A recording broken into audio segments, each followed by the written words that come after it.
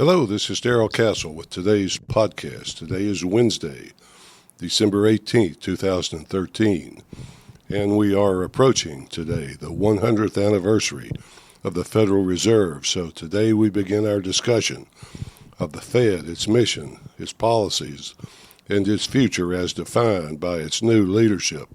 As most of you know, the Federal Reserve, or the Fed for short, was authorized by the Federal Reserve Act passed by Congress in the early morning hours of Christmas Eve, 1913. So it's been in control of the U.S. economy now for 100 years. Its mission is twofold. One, to promote full employment, and two, to protect the value of the dollar. I would suggest to you that it has been a failure in both halves of that mission.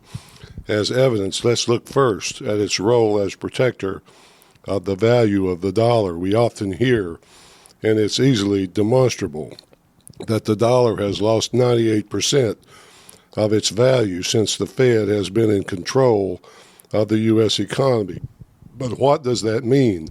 It means that if you had put the price of 1 ounce of gold aside on Christmas Eve, 1913, that would have been about $18.92. And today, that currency would buy less than 1 cent's worth of merchandise it would have bought in 1913, less than 1 cent. But what if you had, instead of the currency, you had set aside an actual 1 ounce gold coin? That coin today would buy about $1,250 worth of merchandise. That is an obvious testament to the Fed's destruction of the value of the dollar. 98% of its value in the Fed's existence. The Fed's role of ensuring full employment is also an obvious failure. The only way the government keeps the percentage of unemployed at 7% is to constantly change and manipulate the numbers by which unemployment is calculated, taking millions of people off the unemployment rolls because they are, quote, discouraged.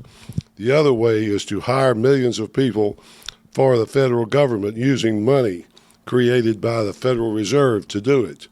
There is one other way that the Fed has failed the American economy. The Fed's policies have had a positive effect on only a tiny percentage of families, while the vast majority of families have actually had declining incomes in real terms adjusted for inflation.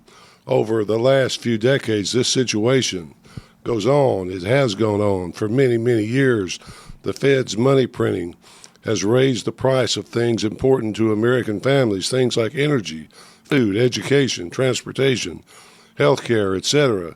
But don't worry, food and energy have been taken off the inflation indicator list, so they are not a problem for us, are they?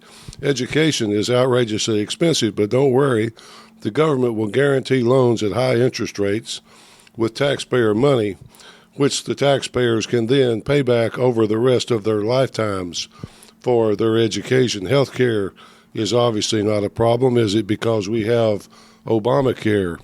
You can see how the Federal Reserve and the federal government work together as one to the detriment of the American people. For years, I have criticized the Fed as being a cartel of private bankers in charge of the American economy.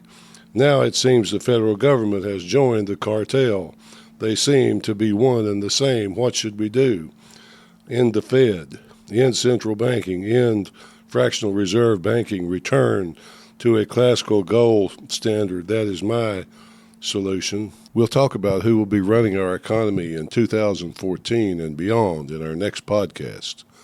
Until then, folks, this is Darrell Castle, Wednesday, December 18th, 2013. Thanks for listening.